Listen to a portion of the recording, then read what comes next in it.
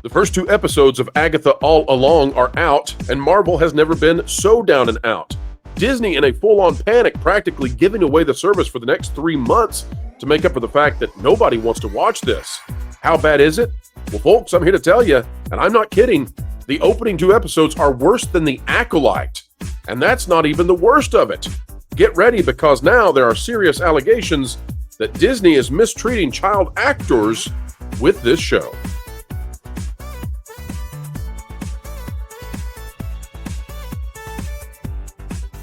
Hello, ladies and gentlemen. Welcome back to the Pro Channel, where we have to say a huge thank you before we get underway. 100,000 subscribers in just 21 months. Folks, you all are the gigawatts. You're what make everything we do possible, and we just cannot say enough. An attitude of gratitude every time we have the honor of sharing time and being invited into your day. We hope we add value, and if you're not yet a subscriber, well, we would love to earn that from you. Today we're talking about Agatha All Along, and it is worse than I had anticipated. In fact, it's far worse. I struggle to understand how Marvel, as it is currently constituted, could have possibly made this. It's that bad. It's not just that it is culturally on the wrong side of the current zeitgeist. In fact, that is a minor issue at this point. It is the fact that this show is horribly written, horribly structured, horribly constructed. I mean, there is just, can I say that Miss Hahn, who plays Agatha, she's doing her best. I feel for her. This is like being given grade E beef at the nicest steak house in town and being told to make something of it. Good luck. She has nothing to work with. But it's getting worse for Disney, and we're going to get into all of this. I want to show you, though, what's starting to come out now, and of course you see it on your screen here from Nerdrotic. Gary Beekler over there, we're assuming, wrote this post, and Gary does a fantastic job. He always has his finger on the pulse of things that people might not have noticed yet. This is interesting. Look at this post. He says, an interesting creative choice for good old Disney. A teenage girl checking out a middle-aged naked woman in a Marvel show. Let's watch this real quick. Here we go. Checking up on you. Oh my God. Just do something. Oh, I got it. Just get her inside. Librarian, chief of police. What are you doing? Nothing. Okay. Agatha, yeah. Can you put on some?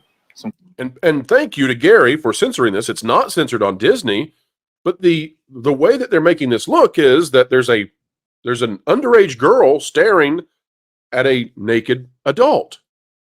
That's weird. That's really, really weird. And she's totally naked. That is a very strange decision to make. And it gets into that P word that we can't even say here, and we're disgusted that Disney is going there. There's some other stuff too, and we're going to talk about it, folks, in coverage coming up in the next day or so. This show has all kinds of red flags everywhere. Let's bring on the panel now, and let's talk about just all the problems surrounding this and why Disney clearly has already pulled the plug. No season 2 coming. From Bohinies to the back end of a bad day for Disney. Here we go.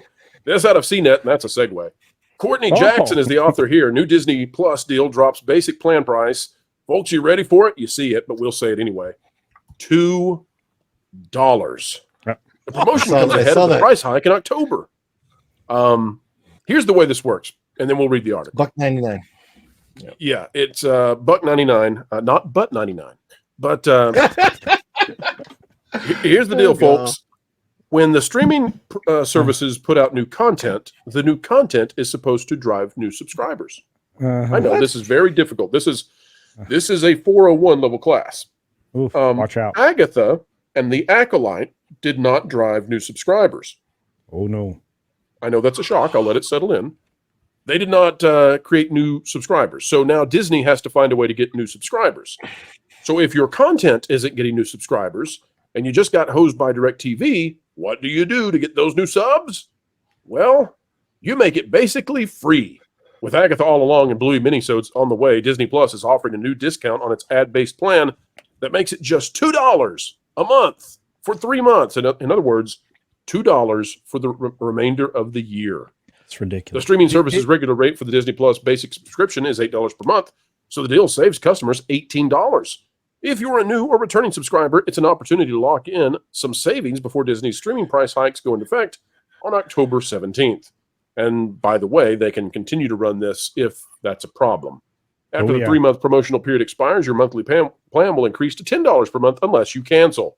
So all the way up and through the end of the year, then if you don't want it, you can just drop it. There's no penalty. There's no nothing. For 3 months, Disney Plus is $2. There is no better way of saying we are stuck and suck than that. And it's still too much. You can almost get a McDouble for that. It's still too much. Mine for 50 cents. But there you go. It's still too much, bro, because if you're sending me ads, I need it free. The correct price point is free. Well, that's Tubi you're talking about. Well, true, but Disney we're discussing the Disney dollar menu. Okay, well, let's get to the Disney dollar menu. Did you know what they just did to Hulu? What they do to Hulu? Yeah, they're offering a $2 a month for Hulu as well. Huh. Man, that bear really isn't doing enough to.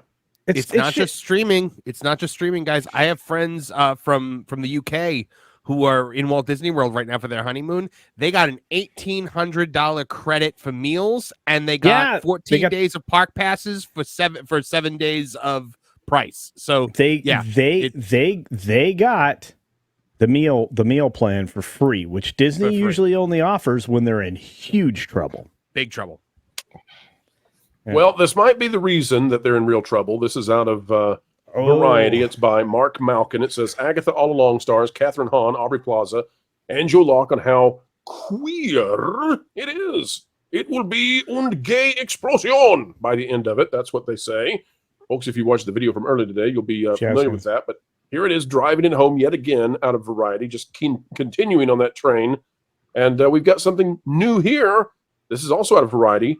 Sarah Halley Finn talks about casting Joe Locke and wanting someone queer to play the role he got. We did want to cast that role authentically. Joe did an incredible audition. Let's listen in to what she had to say, and then we'll get back to Disney Plus and their new content, which now is just $2 if you would like to have Disney Plus. It's almost free, but apparently that might be actually illegal. I don't know. Might miff the subscribers who are already paying a big amount. So they're not going to give it to you for free like Tubi, which is now beating them. They'll give it to you for $2. Here's the interview. It looks like Tootsie. Hey, you leave Tootsie alone. Talk about Joe Locke.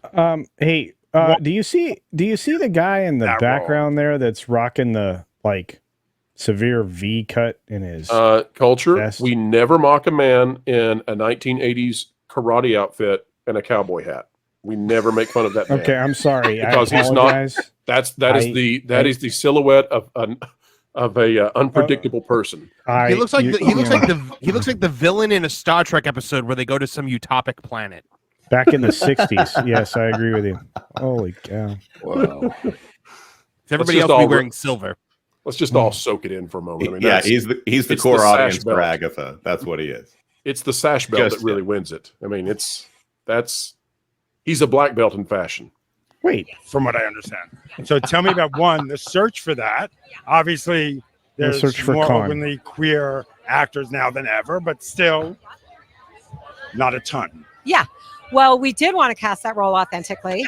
And let's also be honest, this is a character who is a teenager. So this is...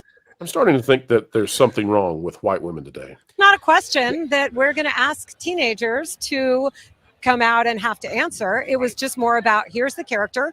We're looking to cast it authentically. Please submit an audition, and we're going to take it from there. She'll be starring in the sequel to Am I a Racist? Am I a Racist 2? You didn't have to ask this boy if he was, by the way. No. Marvin. How would you all have liked to been in the casting for this? Yes, when a kid comes in, not an adult, a kid comes in, they're like, so tell us, Marvin. Yes, culture. He was floaty, right? Yeah, we brought him in for the audition, and the fire alarms all went off. So we were like, we found our guy. I'm amazed that they can get away. I mean, in most states, this would put you in jail to look for a child who fits your, bedroom orientation authenticity. Wow. Yeah. No, Wow. my favorite thing about this quote my favorite thing about this quote is what comes next, because she realizes what she's saying and she tries she to walk realizes it back. she's now a criminal. Okay. Yes. Let's see. Well, Let's she's see not, what she says. she's not a smooth criminal. No. Joe did an incredible audition. Tell me about his. And I think what's so wonderful about Joe, and I can't give away anything about the character, but he is so warm. He is so thoughtful as an actor and kind and sensitive and funny. But the character might have a dark side. Am I allowed to say that? I think you can, because I've seen the first. It's really deep. That's really deep. Dark side. Ooh, you really gave something away. Ooh. This episode, it was dark. Okay. He's So a there are witch with a some dark other side? layers What? that we're Whoa, going to whoa, get whoa, to whoa, peel whoa, away. And The episode was literally dark, as in difficult to make out what was going on screen. Well, that was successful with the Little Mermaid, so they had to bring it back. The show. It was, is she making some sort of, when she says dark, is she making some sort of ethnic slur that she needs to be canceled for? I'm detecting some sort of nascent hatred that exists inside this woman. She was talking about his eyeliner, I think. It was all about Okay. Yeah. Or fingernails. Okay. I have to ask a question. Do you have to order those eyebrows, or are they those natural? That attack eyebrows. There you, sir. They're her eyebrows. She paid for them. No, I was talking about. Shop. I was. I know what you're up to. You're going to start donating that beard to a company that'll pay you That's to right. make Look, eyebrows. if I can make money off my beard for eyebrows, I'm going to go for it. Oh man. Inspiration. You know, just I'm also going to point out that Sarah Halley Finn was also the person who cast Jonathan Majors as Kang the Conqueror. So she is on a roll. Let me tell you, that woman. Woman is on a roll. Look, but so she starts saying we wanted to cast it authentically, and then she realizes that meant, oh no, I just said that we hired someone based on their sexual orientation, and it's a kid, by the way, too, and it's a child, so she had to walk it back immediately, and that's why it was one of my favorite. So Marvin, what you're telling me is that evil came out of her, and she then realized the evil in her heart had been exposed to the world, and she quickly tried to make amends. That fair? Pretty much, yeah. Could I have a hug? Give me a hug. No way. Come here. I'm not coming over there. Let's go. Forget it. Pronto. What are you doing? Evil. All right. So Could they have just folks gone to Disneyland? Like, I'm sure they could have. They recruited it. They could recruit at Disneyland, right? There's some cast members that would have been anxious to go out for that role. I'm sure. Sure. All right, guys, let's talk about the episode, and then we will go back to the super chats. We know many of you out there have super chats still waiting. We apologize, but we do need to give the review, and then we'll get back to it. By the way, folks, we also have some Star Wars news to talk about, surprisingly, before we wrap up tonight, so hang tight. We'll get to that. Jonas, would you be willing to give us the recap of what happened? Oh. This was the job of one John Trent, dear. but he has escaped, and yes. we are tracking down Lauren. Don't worry, folks. But Jonas, help us with the kaleidoscope of confusion that was the first two episodes of Agatha. Explain to us, recap what happened. Well, forgive me. I'm going to make this as brief as it should have been. The episode starts. They're doing a send-up of Mare of Eastwick, I believe, which I have not actually watched. Mare of Eastwick. They're doing a cop show, and she shows up on the scene of some crime, and they're doing all the cop tropes. It's not played for laughs. It's played as if it is very serious. And she shows up with, she's got her coffee cup, and she's, it's blood force trauma. What did they die of? And all this and this goes on for 30 minutes. I am not kidding you. It goes on for a full half hour. This very boring procedural thing. They find someone who is dead. It's actually like her or something dumb like that. And it's her being never confused. Really shown. Yeah, it's supposed to be her, or maybe it's supposed to be Wanda. And throughout all of this, she interacts with the people of Westview that we know from WandaVision. This moment right here is somewhere in there right before she realizes this is, again, almost a full half hour into a 40-minute episode. And this also, is when something finally happens. And also, if you've never seen WandaVision, there is not one part of this episode that will make any sense. You will probably rightfully think that you're watching some sort of acid trip. Right. Some of the things that we probably need to establish here. She interacts with everyone. The random people from around the town help her to figure out what is going on in this quote unquote murder. They take some of her stuff and describe it to her. None of it matters in any way because everyone is waiting for Agatha, who is going by the name Agnes, which I do believe that her name was her name in WandaVision. Yeah. They're waiting for her to realize that she's Agatha for the first half hour. You never want a situation in which the audience knows more than the main character and is just waiting for everyone to catch up, waiting for that character to catch up. The dumb guy that worked with Vision is now the dumb chief of police. Aubrey Plaza's character shows up and is like, "Do you really not realize what this is? What this is yet?" But she doesn't tell her. Again, it's as engaging as you would think it is from me describing it. And eventually, she starts to turn into Agatha from Agatha, the song. There's also a Blues Brothers kind of thing going on here about getting the band together. Well, that's not until episode 2. Oh, sorry. Yeah, so that's the whole 30 minutes of her, and then she strips down out of her. Well, she transforms into several forms of what she was in WandaVision. Hey, Aldi, you remember how fun WandaVision was? It was actually fun. By the way, when they called back to shows, they were shows that everyone has heard of. But did any of this make sense, though, Jonas? Like, is there any kind of logic behind it, or is it just... The entire point is that it doesn't make sense. Okay. Because it's supposed to be confusing. Which so it was 40 minutes of your audience to be is confused. Right, 40 minutes of illogical nonsense that only has references to a show that not many people watched. And even if you watched it, it still doesn't make sense. It's just like some sort of unsolvable mystery of a kaleidoscope. Again, a kaleidoscope of confusion, right? Right. They point out that on her, the only detail that I remember from the first part that I know plays into it is they go for her brooch, which is the maiden, the mother, and the hag, which is a witch's thing. And eventually they reference that in the second episode. But they could have put that information in the second episode. So, she goes naked into the street, and then for no reason get on with the second episode. And here's a weird, confusing point. Okay, from episode 1 to episode 2. There is Aubrey Plaza's character egging her on to rediscover herself. That's nonsensical if she doesn't like her. Correct. Yes, there's no reason for her to help her at all. Zero. None.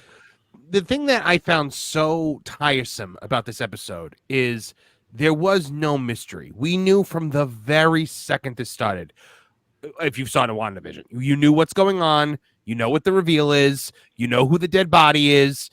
They spoiled that in the trailer. You know everything there is to know in this episode. There's no mystery, which is also why I get so annoyed with Teen, because we all know who Teen is. Everyone who's ever read a comic book knows who Teen is. Who is Teen? He's Wiccan. He's Billy. Yeah, he's Billy. Billy Maximoff. It's Billy. Yeah.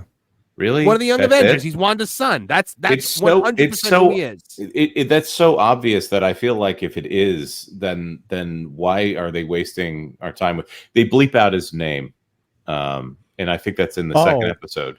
Man, and then the audio muffle that they put over the top of him in episode 2, and she turns on the radio, and it's like, why is she not telling him that he's automatically muffled or muted or whatever else? See, there's a lot of nonsense in this. Right. So she comes to her senses, and there's like 10 minutes of the episode left, and that might as well be episode 2. And here's the thing about Wiccan is he is a gay character in the comics, which nothing wrong with that. That's fine. But they took he was just a regular character who happened to be gay. I feel like we just had our very first. Not that there's anything wrong with that moment. Yeah, pretty much. That was my Seinfeld moment. Of the night. Seinfeld moment. Not that there's anything wrong with that, But they took a great gay character from the comics and they turned him into Mario Cantone. They turned him into Just Jack. They made him into like a stereotype. He's just like the quintessential like gay teen. It was insane to me. He's gay goth. Well, I mean, he was talking about his boyfriend, and by the way, that was great. And the moment that it happened for Jonas, I was like, why am I so far behind Jonas? As we shared our notes. Okay, so we get Miss Hahn. Well, she's made to look like she's naked, and then they have a cutaway, and a model shows her butt. Okay. Yeah. And then we get. Go ahead, Jonas. I'll throw in one thing here. This is under the Marvel Television brand, which is a new brand because when they talked about this show, originally it was going to be Marvel Studios. And then they came up for Echo with the Marvel Spotlight. And they said this was going to be Marvel Spotlight. So that's deviation number 2 on a show that already had 4 titles or 5, or I forgot how many. And now it's Marvel Television. So internally, Marvel is all over the place on where this falls as far as importance and what they're doing with it. This is a really strange show too, because as opposed to the Acolyte, which was canceled immediately after it ended, this has been canceled immediately before it began. So Catherine Hahn has already said there will be no second season of this, which I bet not. That sounds great. Pretends that they know the ratings will be terrible, because if the ratings were terrific, then why would you ever not say, "Oh, let's do another Halloween second season and get some Halloween ratings"? But they've already said no. The show exists for one reason and one reason alone. It exists to introduce Wiccan. And because he's going to be in the Young Avengers, and that's a thing that they keep pretending they're going to do. They're not going to do the Young Avengers anymore. That's got to be over. It's just got to be. There's no like. If you don't want to see a Miss Marvel led team with Kate Bishop and Wiccan and Cassie Lang, all those popular characters. I can't. Yes, nobody likes Cassie. I am begging you, and have them be mentored by She-Hulk at this point. I am begging. Cassie Lang was awful. Begging you, do it, Marvel. Yeah. Yeah, so if we can skip ahead a little bit here, have we dead and buried the first episode of this so far with 40 minutes of nothing? The second episode, they decide that they're going to go try to find witches so they can go on the witches' road. She comes to her senses and realizes that the kid is in her house. By the way, she imagined that he robbed her house, and so she quote unquote arrested him or something in the first episode. It was so bad too. She turns out that he was sitting in her closet and he's real. So they decide that he knows who she is and she's famous, and she's doing this whole Jack Sparrow thing of being weird and not quite realizing what's real and what's not, as he convinces her that they need to go on the witch's road in order to get their power. Audience, are you confused yet? Because when they walked in and gave this pitch, I would have been the exec who said, "I have no idea what you just explained, so get out of here." Okay, can I introduce an idea that we haven't talked about yet? Sure. They go on a road trip, right? And it's which, you know, that might be fun, except it wasn't. Well, this is a road trip before the road trip. This episode too. Yeah. Didn't enjoy their zany antics together? How great the two actors bounced off each other, their culture with their winning dialogue. I thought the inside the vehicle scene was almost as good as Ryan Reynolds and Hugh Jackman fighting inside their van. But that's right. When he gets a phone call right there at the beginning from Boyth. But she stole his pearls. That'll make any man mad, especially I'm just saying. a goth gay mad. Pearl clutcher. Not good. You got to work on your goth game there. Dave Bautista wears pearls now, apparently. So, you know, apparently now it's a manly thing. I believe. No, it isn't. All right, Jonas, what else happens in episode 2? What else you got? Well, they go in search of more witches, and the first witch they come to is Patti LuPone, and she's fine. There's nothing really wrong with what goes on here. She's a medium, and for some reason she decides to put on an accent. Catherine Hahn, as Agatha here, puts on a podunk accent to try to do a little bit here. And not well. It was like a Texan accent. Seeing Patti LuPone in this, I just want to let Argentina, you're allowed to cry for her now. Oh gosh, yeah. And she casts a spell to give her a list of witches to go into her coven to say go away, and she happens to be on that list of witches. Okay, so this bit here, I don't think we can play it, by the way. No. But this bit here is where they're singing. Like, who's gonna go high? And Deborah Jo Rupp does the worst delivery of a joke she's ever done in her life. But can I also tell you, Culture, that she's the only thing that was pleasant in the whole episode, because I felt like I was her. I felt like every time she was like, "I don't know what's happening," I was thinking, "Yeah, finally somebody gets me." I want to hear what I can relate to this character. No, it's just it's really the only time she it's in her entire career, and I've watched almost everything she's done. I imagine. She that joke was, you know, I just wish you'd stop sending her Worthless. fan mail with personal items. It's bizarre. I'm careful. The joke of her is going to be dead by the time we're halfway through the next episode. Which like her sucks, being but along with the ride. okay, with this. so but when they were all singing here, Marvin, raise your hand if you were a show kid. I think everybody on the panel was. Yeah. So Probably. yeah. So I'm looking at this and I'm going. They all sang. No, they didn't. No, they didn't. They sang, and then a computer re-sang it for them. Yes, that's so true. And I'm going to point out all of these are capable singers. Patty LuPone and Catherine Hahn, perfectly capable singers. Incredible. There's no reason that singers. they need to be auto-tuned, but they auto-tuned everything on this. I'm going to flat out say it. Like this was. I thought I was watching Glee. Ooh, I remember when Glee didn't auto-tune. I'll say that. That was like episode 3, and then they gave up. Yeah, they did. Yeah. Well, I mean the when the auto tune went to work on Patty LuPone, it should have just refused and shut down because it's just a crime against humanity. That actually is true. So this is a single song, and it goes on for too long, and it's about them going on the Witch's Road. There's probably some symbolic language in there. There's probably a video of them singing it at D23 that you guys can watch, not on this stream, because they would definitely claim I'm sure it was They'll featured in a comic, a Marvel comic from 2017. The soundtrack, I will point out, is good. Christoph Beck did the soundtrack. He did a good job on that. The sheer length of this song. They finished the first, so I'm like, wow, that was kind of dumb. And then they started the second verse, and I was like, oh no, really? And then they keep going and going and going, and then I was like, oh man, thank God that's over. And then they started a third whole verse, and then a key change. I was like, no. And the sad thing is, I was hoping for what happened in the Acolyte, and they'd all fall down dead at the end of it. And guess what? Nothing. They're still alive. Every one of them. Did you notice when Agatha wakes up, she tries to like summon her power, and it literally looks like she does the thread thing from the Acolyte? Oh, yeah. Well, I mean, that's all Disney's about now is threads. Speaking of which, I will say this: the budget was rumored to be between $100 and $200 million. I think 100 is too low. Hang on, because that was what Patty LuPone said, that this looked like $100 million movie.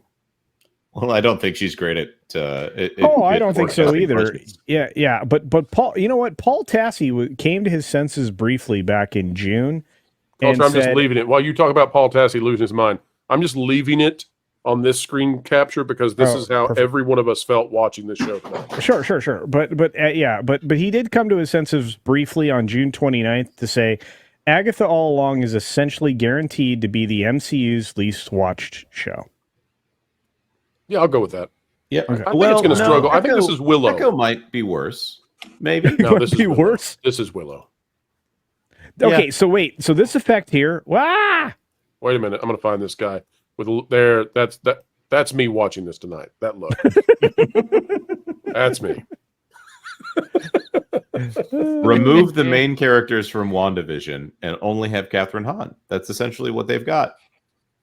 So they sing and it opens up a thing. By the way, they try to kick the boy out and send him upstairs while they try to open up the Witch's Road.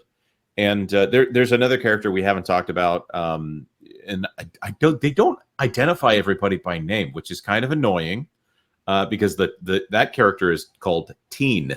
Yes, his official name is Teen right now. Teen. Yeah, except if you change the language and he's Billy on every other single time that he talks. Really? I didn't realize that. They change the left language. that in the subtitles. Yep, change the language. He goes from Teen to Billy. You subtitulos out there, you failed in your making of this one. Darn you, you're giving it all away. There are two other characters. One is... How come he's not listed as obviously gay teen, though? Well, ambiguously gay. Curious. There's nothing ambiguous about this. There's a character named Jennifer Kale, who is she's the high priestess, and she's like selling scented candles or something gross, and they make a bunch of female genitalia related jokes. Right, wine moms were eating the candles because they're edible candles. Dude, dropping the scissors wasn't even obvious at all. Right. Anyway, but if you move a little bit forward, you get to see the other witches that didn't like Agatha. They played zero part and had zero effect in anything we've seen. And, what were that? The Salem 9, is that what they call Oh, them? Salem 7. Yes. 7, excuse me. His alliteration. But you get to see this one good effect. They did one good effect in the show. And it was when those witches went from 1 to 7. It was really cool. I like that. Well, yeah. So that was the thing we're getting to next here. Alice Wu Gulliver is the name of the Asian witch that they just out of the blue say she's a blood witch, which means she's the daughter of a witch. And we're introducing this concept because that's what Billy is. He's a blood witch. Billy. That's true. Fair enough. They also, for some reason, out of the blue, Catherine Hahn's character decides to tell everyone that I can't steal their power unless they blast me. She says this. She literally just says, "This is my greatest weakness here," out of the blue, which is, of course, what people do in good writing. They just give up their weaknesses. Oh, yeah. And before any boxing match, the boxers declare where they would least like to be hit. The amount of sloppy exposition in this show was shameful. I've never, I've seen the Acolyte, so I can't say this, but I was going to say I've never seen such shoddy, on the nose writing before, but it's on par with the Acolyte. Can I tell you guys what I want to do? And then I want to get Ron's thoughts, see if Ron can come up with anything positive about Want to watch Top Gun instead? Yeah. No, here's what I think, okay? Because this is going to mean that we've done this new thing that we were not doing before, which is live reviews of these streaming shows when they come out, and movies too. And by the way, Beetlejuice was so good. And I had Michelle, and we had Nolan, and we gave it a 9.4, and it's doing great at the box office. It's having a tremendous hold, and it's kind of vindicating what we were saying about it. And well, we're back to this again. And I need a palate cleanser. So here's what I'm thinking. We had suggested we would go from this show to Skeleton Crew. That would be the next one we would do, the after party. I think we got to do Arcane. We got to get out of Disney. We got to go to Arcane because we got to watch something that's actually really, really good. Right. So the audience will know the difference. I think, I'm with Jonas though. That's actually the best comparison, Ron. Okay, first of all, I think Skeleton Crew will be fine for kids, so I'm not even going to bag on it anymore, other than it looks dumb. But for an adult. But I think Penguin's I've learned my lesson after a couple of Lucasfilm shows. I've learned my lesson. I think Penguin's going to be great. I really do, and I think we're going to all be wanting, a Penguin Batman movie. I think that's what we're going to want. We had that already. It was called The Batman. It was terrible. Well. So do you want me to recap the last 5 minutes of the show here? Yes, please. Yeah. So they sing the song to try to open the road. The boy is upstairs mostly so that he can witness the Salem 7 showing up in the street, trying to get in the house. It takes. Were we told forever. anything about the Salem 7 before that gave us any? This is the kind of random nonsense. Yeah, there are a bunch of women in clothes. Yeah, she saw a crow, a rat, and a wolf, and apparently that meant the Salem 7 also. Right. So, they've got casting already on episode 1 for characters that are crow, coyote, all the different animals. Yeah, it's a coyote, not a wolf. And this is just because I'm reading the credits here. And they break into the house and still take their sweet time to do it. Wait a minute. Did you just say that you looked at the credits and determined the CGI animals species? Yeah, it's coyote. Did they credit CGI animals? No, they're crediting the Salem 7. Bethany Michelle Curry plays Crow of the Salem 7. Oh, each one of them has a spirit animal that. Oh, okay, I got you. And Chow Namova plays Coyote, and then there are other people that are listed as part of the Salem 7. So they break into the house. The Witch's Road opens up. They have to open it together. Imagine that. And they get into it.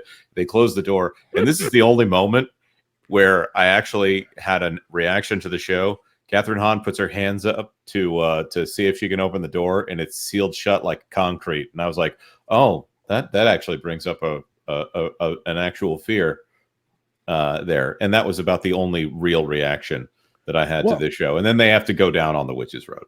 Go down to the Witch's Road. Yes, thank you, thank you, thank you. Can we that though? Was a terrible oopsie. Yeah. Can we guess what the other animals are going to be? Because we've only seen 3 of them. So obviously, is one of them going to be like a platypus? First of all, you guys should see this. This was I liked WandaVision. This was my last name tag when I was a cast member. Hang on, let's full screen this. Hang on. Wow. Yeah. Wow. You're a West Viewian. That's right. So I feel like I have some expertise here. Not really. You asked me earlier who this was made for. This is really funny. I actually worked with a cast member at Disney. Not going to reveal the person's name, but the person claimed to be a witch, an actual witch, practicing witch. And this person was from Salem, Massachusetts. And this person was also gay. And that is not revealing anything about who the person is, but I'm just saying that's maybe who this was made for. That's all I'm saying, because you asked that earlier. And so you worked with Winifred Sanderson? you would think. But no, it's very, very interesting that actually did occur, and that was. I remember when it happened to me, I was very, very stunned that the person was revealing all this about themselves. So, no. In my experience, going on from that, to tell everyone. I guess they do. Identitarians are identitarians. Well, all right, Ron, give us something good. So I had watched. I had a problem with it.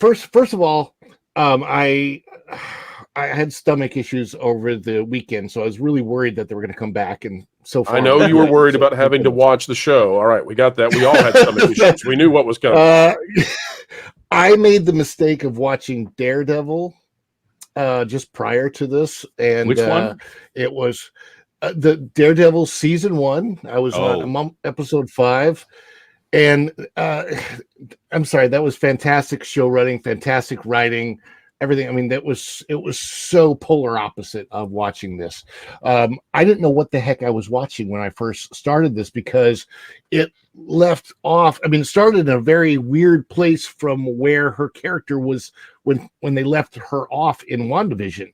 I'm like, so, and then I still don't get, was the fake town in the beginning of this, her whole cop demeanor, was that in her mind? Was that what was going on with that? It was supposed to be her still being under Wanda's spell, which they don't explain. It was like an unexplained, foggy, fuzzy purgatory. By the way, since you mentioned, because go ahead. Since you mentioned Daredevil, I just have to point this out. Brie Larson is going to be playing Elektra. And now I'm going to put that back off the screen, so no one knows exactly what's wrong there. But no, that's Sophocles' Elektra. Come on, man. Yes, I thought the headline was hilarious. You're not sneaking that by me. Okay. London theater. But all right, guys. No, actually, this reminded me of, and now it's gone. Oh well, sorry. That's why we bring you on the panel, Culture. Good job. All right, Jonas. It'll come to Culture in a moment. One good thing is I thought some of the comedy, once they brought in the teenager, it didn't perfectly land, but I could see some people laughing at it if they were drunk when they were watching it. So there's that. Folks, I thought we were going to go to Super Chats now. And I thought that we were going to give a review score right after the Super Chats. And then, well, something happened. Who could that be? Let's go see, boys and girls.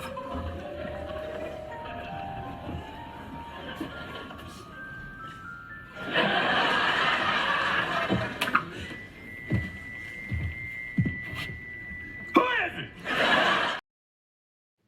Oh, Lord. Oh, Lord. Hey, guys. Sorry for the difficulties. We were talking about this yesterday. I didn't realize the show was premiering tonight. Oh. And there's always a way out of it, isn't there, Lauren? There's always a way out of it. Well, there's potentially a problem because my son has extracurriculars on Wednesday night. And so I'm going to have to figure out a way to make this work. So I think I haven't seen the show. I don't know what happened. My son has extracurriculars too. Lots of extracurriculars. How about this, Lauren? You watched the episode prior at some point because if we review episode 3 next week, there's no way it can be worse than what we just watched, and that will force you to watch something terrible. You'll be still on episodes 1 and 2 even next week, and we'll be on something that has to be better because it can't be worse. That's quite a sales pitch. There you go. Wait. So, Lauren, did you actually watch it this time? No, I mean, my intent was to, but I didn't know it was starting tonight, so I don't have my subscription up. I haven't seen it. So what I'm going to have to do, I think, is play catch up, and somehow I'm going to have to figure out how I'm going to make this work with my son's extracurriculars because I have to pick him up. The audience, Lauren, they are desperate for you to suffer along with us. You would not believe the number of people requesting, "Where is Lauren? Is Lauren playing hooky?" It's been all over the chat. So they're happy you were here. I think we're gonna get Lauren going. Is it too late to watch the Acolyte, guys? Well, actually, I this is one of the things that I did talk to Pro about yesterday while he was trying to pitch me on this, and I said this was another show that I really did not intend to watch, and Pro twisted my arm a little bit harder than I think he's ever done. In that money was offered. No, well, that's not the issue. I think basically what he said was that it's unfair that I get to not watch the bad shows while all of you have to watch them. So stay tuned, folks. We'll get Lauren in on a charity stream doing the Acolyte. It'll come up in time for the holidays. Are we scoring 1 and 2 together, or just no? Yes, 1 and 2 together. I don't have time to do. That's really difficult because that's very uneven. Yeah, it is. It really is. Okay. All right. We'll go around the horn, starting with Culture, working our way to Ron, then Jonas, then me, then Marvin. Episode 1. No time to really give a whole lot of exposition about it. Just give us your score. 0 to 10. 0 is hot garbage. 10 is the best thing you've ever seen. 5 is average. Culture. Episode 1 was a 1. Ron. 1. Jonas. Well, 2. I guess I was at 3, but everyone's like, it's a 1. You're contrarian tonight, aren't you? I'll give it a 1.5. Marvin. I would also give it a 1.5 just because I don't want to go as high as Jonas. Wow. Yeah. Wow. All right. Episode 1, folks, gets a 1.4 out of 10. Okay, let's type that up. Episode 1. 1.4 out of 10. There you go. I didn't even put the episode 1 on it. It's this show's so terrible. Episode 1.4 out of 10. It's about right. Yep. All right, let's talk about episode 2, and we'll see what you guys think about that one. There you go, folks. Episode 1, 1.4 out of 10. That's his 11. That's his 11.4 out of 10. Yeah, I knew that was going to be a problem. You're spaced out, right. Marvin. All right, go Culture. Okay. Believe it or not, it went up dramatically. 3.5. All right, 3.5. Ron, your turn. 3. 4. 2.5. Marvin. 2. Wow. All right. Survey says episode 2 is a 3 out of 10. You know, there's also a part of me that wants to go, and I'm not that I'm watching the show again, but would rescore these things after, because there's at least some potential introduced in episode 2 of things that could happen. Yeah. But if they never get to anything with that potential, then it's obviously lesser. So, guys, these are worse scores than we gave the first 2 episodes of The Acolyte, if that gives you any indication of what kind of torture we are headed for. Look, I only require that you be in focus to get about a half a point, maybe even a full point. Cinematography wasn't terrible. The first episode was a waste of an idea with a procedural, as Jonas pointed out. I mean, I could go on for like 25 minutes giving you a breakdown of what was good and bad about just the first episode. But I will say this. Everybody that's an actor here is a professional, and they deliver what they were given. Mm-hmm. What scares me about what you guys are saying is that this show is so bad that The Acolyte's going to be a palate cleanser. Not yet. No. The Acolyte got way worse as time went on. In fact, the Acolyte, the finale of the Acolyte received a 0.4 on this channel. From everybody involved, a 0.4 for the finale. Well, so let's not forget that. That's one of the reasons I have been very hesitant to want to watch this at all, because both you and Culture were visibly angry, which I've never seen. That's worrying when you actually get angry about the show. I mean, I get being excited, but this was like was fury. Yeah, but some of that, I'm sorry, I'm just going to jump on that. Some of that might have been on my behalf. Is that I was in love with Star Wars as a 7-year-old boy. Yeah, I know. So when I have no affection towards this character. That I could care two, dung piles. What this Marvel episode 1 and episode 2, yeah. Sure. When you're dragging me back to the Acolyte. When a father figure who, in every way I could possibly see, acted heroically. He killed the smoke monster. When the father figure is choked out while tears fall from his eyes, and he whispers out in his last moments, "I love you," and that is treated as a moment of overcoming the patriarchy, and he's the villain. I was like, this is garbage written by evil people. And evil people. You know what? You're right. You're right, Pro. I think that was so disheartening. It was like, it was so hard. It's evil. It was evil. And the fact that they were given $200 million to make something that's evil and propagate evil to kids, terrible. And folks, we've come to the end yet again. Another video of absolute excellence right here on the Pro Channel. Happy to have had all of you be able to join us. We appreciate your time. We hope you've had a good time. We hope we're adding value every single day and in every single way we possibly can. On your way out the door, consider clicking the like button, share, subscribe, click it, stick it to the algorithms. It is the notification bell. Drop a comment down below. Let us know your thoughts. And folks, as always, we're saying to you as we bid farewell, until the next time, keep learning, keep growing, and as always, keep having fun.